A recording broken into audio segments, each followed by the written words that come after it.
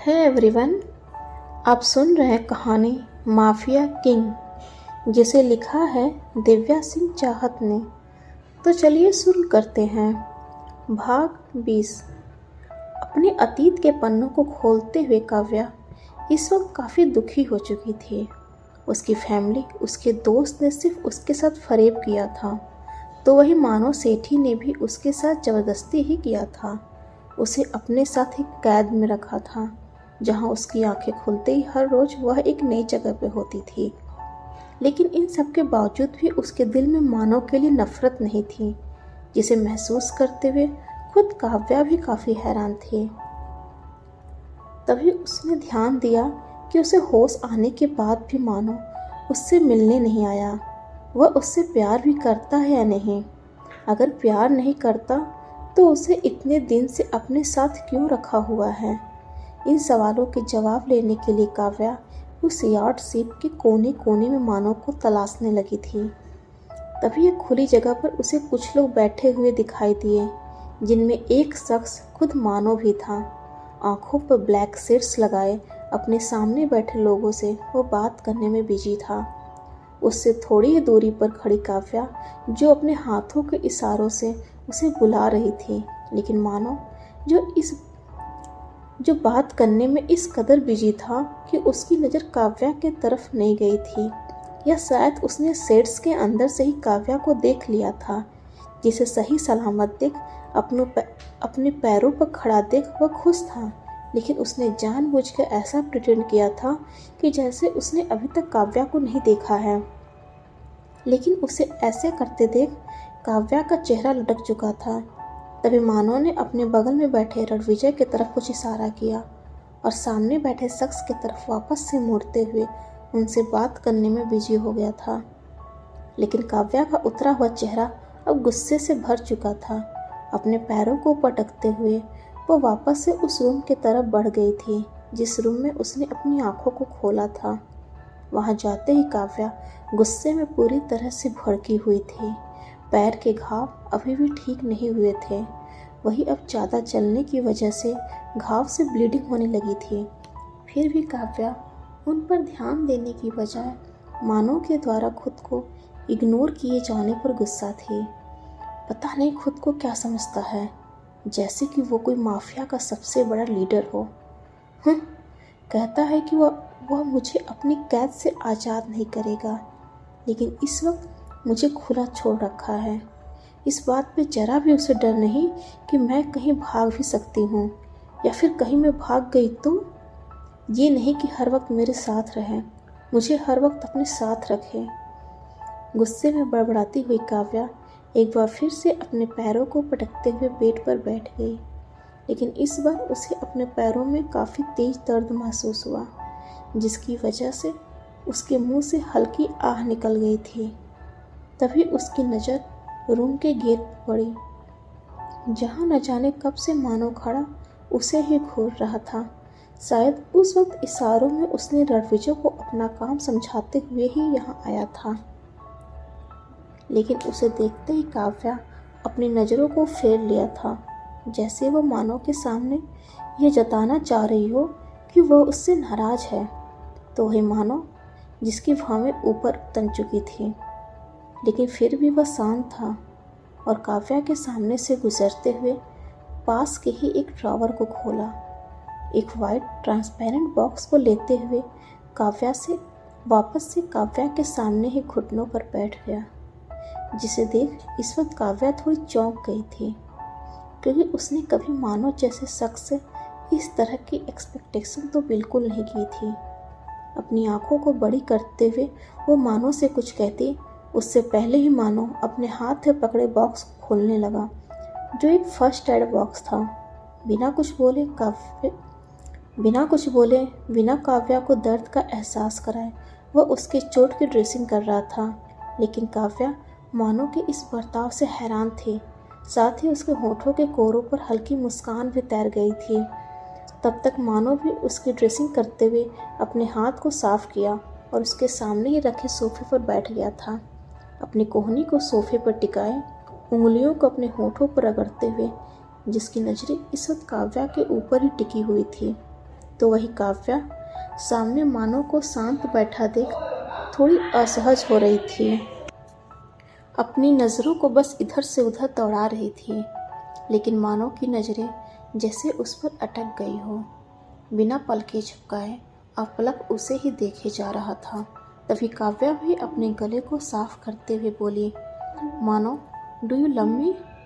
अचानक से काव्या के मुंह से यह सुनते ही मानो की नज़रें उसके ऊपर से हट गई, जहां अब वो अपनी नज़रों को इधर उधर दौड़ाते हुए बोला, बेबी गर्ल, आई थिंक तुम्हें रेस्ट की ज़रूरत है।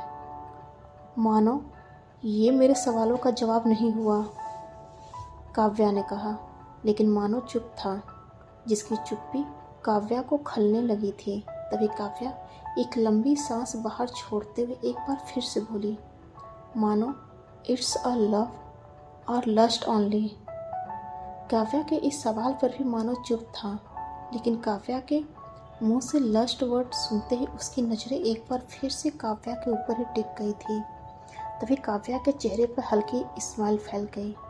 उसकी उंगलियां उसके दूसरे हाथ के ऊपर बढ़ते हुए उसके शोल्डर तक जाकर रुक गई थी। साथ ही अपने शोल्डर पर टंगे ड्रेस के स्ट्रैप को खींचते उसने उसे तुरंत नीचे कर दिया था।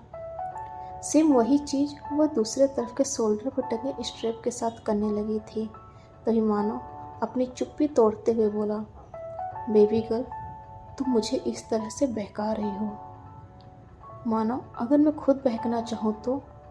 अभी काव्या ने इतना ही कहा था कि मानो अपनी जगह से खड़े होते हुए किसी भूखे भेड़िए की तरह काव्या के ऊपर टूट पड़ा था।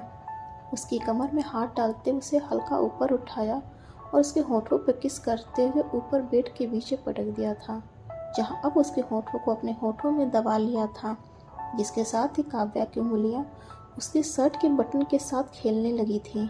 पलक झपकते ही मानो का शर्ट उसके शरीर से अलग हो चुका था। इस वक्त सिर्फ मानो ही नहीं, खुद काव्या भी उसे किसी मादा भेड़िए की तरह उसके पूरे शरीर को काट रही थी। कुछ देर बीते, एक दूसरे के साथ वायलिन रोमांस करते हुए दोनों काफी थक से चुके थे। मानो का चेहरा शून्य था, लेकिन काव्या, जिसके चेहरे पर संतुष्टि के भाव थे, एक चादर के अंदर दोनों एक दूसरे में गुथे हुए लेटे थे। मानो के सीने पर अपने सिर को रखे काव्या की आंखें बंद थी, लेकिन चेहरे पर हल्की मुस्कुराहट थी। तो वही मानो, चेहरे पर अभी भी शून्य के भाव थे। आंखें अपलक ऊपर सीलिंग को घूर रही थी, जैसे इस वक्त वह काव्या के साथ रहकर भी कहीं और था। दिमाग में अनगिनत बातें चल रही थीं।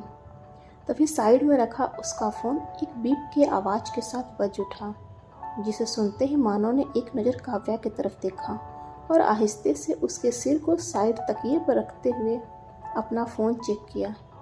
स्क्रीन पे एक मैसेज पॉपअप कर रहा था, जिसे ओपन करते ही मानो की आंखें छोटी हो चुकी थी। एक बार फिर से काव्या की तरफ देखते हुए वह अपनी जगह से खड़ा हुआ और अपने शर्ट को पहनते हुए उस रूम से बाहर निकल गया। जिसके बाहर निकलते ही काव्या, जो इस वक्त सो रही थी, अपनी आंखों को खोल दी थी और वह भी तुरंत उठते हुए बेड पर बैठ गई।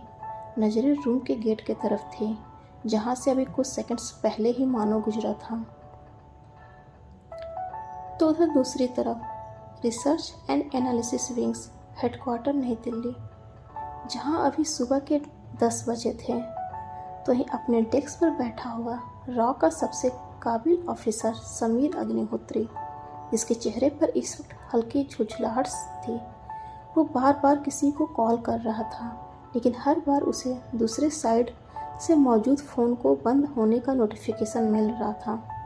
इस बार वो गुस्से से अपने फ़ोन को नीचे ज़मीन पर पटकने वाला था, लेकिन उसका हाथ रुक गया था। तभी अपने फ़ोन की गैलरी से उसने एक पिक को ओपन किया, जो काव्या कोहली की थी। स्क्रीन पर अपनी उंगलियों को फेरते हुए समीर, जिसका गला हल्का रुक सा चुका था, अपनी उसी रुआसी आवाज़ में बोला, इतना नाराज़ हो मुझसे कि इस तरह बिना बताए अचानक से चली गई, फ़ोन तक बंद कर लिया है, लेकिन मेरे बारे में एक बार भी नहीं सोचा कि तुम्हारा इस तरह बात ना करना मुझे कितना तकलीफ़ दे रहा है। प्लीज़ कायू, वापस आ जाओ। मैं अपनी सारी गलतियों की तुमसे माफ़ी मांगना चाहता हूँ। Please come back. बरखुरदार, आप तो छुपे रुस्तम निकले। एक काबिल ऑफिसर होने के साथ साथ एक रोमियो भी बनकर घूम रहे हैं। अचानक से पीछे से आ रही इस आवाज़ को सुनते ही समीर थोड़ा हड़बड़ा सा गया था। उसने तुरंत अपना फ़ोन ऑफ किया और पीछे मुड़ गया, जहां सामंत गोयल खड़े उसे ही देखते हुए मुस्कुरा रहे थे। सर, वो एक्चुअली, अपनी हकलाती आवाज़ में समीर ने बस इतना ही कहा था। वह अपनी बात पूरी कर पाता उससे पहले ही सामंत गोयल, जिनके चेहरे पर अब सीरियस लुक आ चुका था, अपनी नज़रों को दाएं बाएं घुमाते हुए बोले, come to in my office Sameer. Okay sir, Sameer ने कहा और उनके पीछे ही उनके केबिन की तरफ बढ़ गया, जहां अंदर जाते ही सामंत गोयल अपने केबिन में बैठते हुए थोड़े सीरियस नज़र आ रहे थे, जिन्हें देखते हुए समीर भी उनके सामने ही रखी चेयर पर बैठ गया। Sir, any problem? आप थोड़े सीरियस नज़र आ रहे हैं। समीर, कुछ समझ नहीं आ रहा है कि क्या करूं। आई एम सॉरी सर, मैं कुछ समझा नहीं। इस बार सामंत गोयल की बातों को सुन समीर ने थोड़ा कंफ्यूज होते हुए कहा था। तो ही अपने माथे को अपनी 2 उंगलियों से दबाते हुए सामंत गोयल ने कहा, दरअसल मैं उस माफिया डॉन मानव सेठी की बात कर रहा हूँ। उसे पकड़ने के लिए मैंने अपनी ज़िंदगी के इतने साल झोंक दिए, लेकिन उसके खिलाफ एक भी सुराग हाथ नहीं लग पाया। समझ में नहीं आता कि क्या करूं। जहां सामंत गोयल का इतना कहना था कि उनकी बातों को सुनते ही समीर भी कुछ सोचते हुए बोला, यस सर, आपका कहना बिल्कुल सही है। काबुली गैंग के लूटे हुए सोने तक का हम लोग पता नहीं लगा पाए, जबकि मानव सेठी उस घटना के बाद से ही इंडिया से बाहर है। यहाँ तक कि इतना ज़्यादा सोना भी वो अपने साथ लेकर तो घूमेगा नहीं। उसने सोना जरूर कहीं इंडिया या फिर मुंबई में ही छिपा कर रखा है, लेकिन कहाँ, ये अभी तक पता नहीं चल पाया है। समीर के इतना कहने के बाद भी सामंत गोयल चुप थे, जैसे समीर की बातों को मन ही मन में वो मनन कर रहे हों।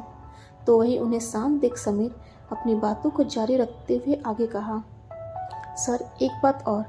हमारे तर्क के हिसाब से मानव सेठी थाईलैंड खलील शेख से मिलने गया था। उसकी मीटिंग भी शायद हुई थी, लेकिन मानव सेठी के अकाउंट में कोई ट्रांजैक्शन की अब तक नोटिफिकेशन नहीं मिला है। तो अब तक ये बात हमारी टीम को हैरान कर रही है। तुम्हारा कहना तो बिल्कुल सही है। एनीवेज, अब तक शिवानी नायक के केस की क्या प्रोसीजर है? उसका मिशन कहाँ तक पहुँचा है? उस रणविजय सेठी से उसकी दोस्ती कहाँ तक बढ़ी है? समीर की बातों को अब इग्नोर करते हुए सामंत गोयल ने उसके सामने कुछ सवाल रख दिए। सर, शिवानी नायक से मेरी बात हुई है। उसका भी कहना है कि मानव सेठी के साथ साथ उसके दोनों भाई भी इस वक्त इंडिया में नहीं हैं। फिलहाल वो अपने मिशन को स्टार्ट करने के लिए रणविजय सेठी के आने का इंतज़ार कर रही है। उसके इंडिया वापस आने के बाद ही। इस बात के लिए इंतज़ार क्यों करना? उससे कहो कि वो मौके खुद बनाए। इंतज़ार करने वाले सिर्फ इंतज़ार ही करते रह जाते हैं, और हमें इंतज़ार नहीं, मानव सेठी का सिर चाहिए, जिसे फांसी के फंदे से लटकाना है। समीर की बातों को बीच में काटते हुए सामंत गोयल ने हल्के गुस्से में कहा, और सामने टेबल पर रखी एक फाइल को उठाते हुए समीर को वहाँ से बाहर जाने का इशारा भी कर दिया था। जहाँ समीर के जाते ही सामंत गोयल का फ़ोन वाइब्रेट हुआ। शायद किसी का मैसेज था, जिसे पढ़ते ही उनके चेहरे पर आए गुस्से के भाव अब पहले से ज़्यादा गहरा हो चुका था। तो वहीं दूसरी तरफ अपने फ़ोन पर आए मैसेज को देखते हुए मानो रूम से बाहर निकल आया था। बाहर ओपन एरिया में रणविजय उसका ही वेट कर रहा था, जिसके पास ही खड़ा अगस्त्या चेहरे पर उलझन लिए बस अपने नाखूनों को कुतर रहा था। क्या हुआ ब्रदर, मुझे इस तरह से यहाँ क्यों बुलाया है? मानव ने कहा। यशवर्धन ठाकरे का कॉल आया था। सामने दूर तक फैले समुद्र को एकटक देखते हुए रणविजय ने कहा। तो वही मानव रणविजय के मुंह से यह सुनने के बाद भी शांत था, जैसे उसे पता था कि यशवर्धन ठाकरे ने क्यों कॉल किया था।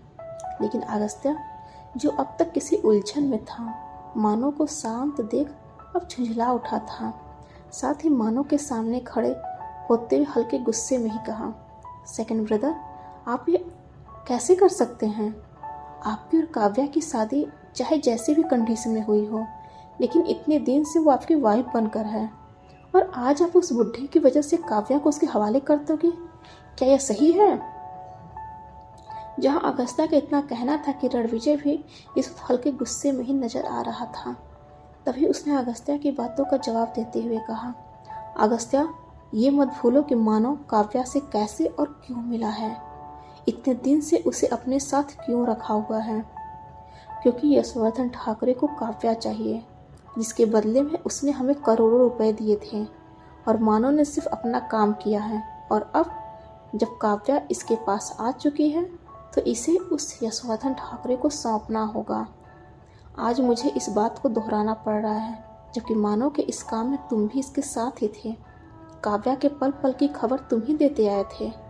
फिर तुमसे आज इस तरह के सवाल की उम्मीद तो मुझे बिल्कुल नहीं थी। जहाँ रणविजय का इतना कहना था कि तभी माहौल में उन तीनों भाइयों के अलावा एक दूसरी आवाज़ गूंज उठी थी, मानव, जिसमें किसी ने मानव का नाम लिया था। तो वहीं जब उन तीनों ने सुना तो अपनी नज़रों को उस तरफ मोड़ दिया जिस तरफ से ये आवाज़ आ रही थी। अपने सामने काव्या को देख तीनों चौंक गए थे, क्योंकि शायद काव्या ने उनकी बातें सुन ली थी। तभी काव्या भी अब तक मानव के सामने आकर खड़ी हो चुकी थी। उसकी आंखों में नमी थी, गला रुक चुका था। मानव, क्या ये सच है? तुमने अब तक मेरे साथ जो भी किया, मुझे किडनैप किया क्योंकि तुम मुझसे प्यार नहीं करते, बल्कि मैं एक डील का हिस्सा हूँ। मुझे किडनैप करने के लिए तुमने करोड़ों रुपए लिए थे, और अब तुम मुझे उस शख्स को सौंपने वाले हो।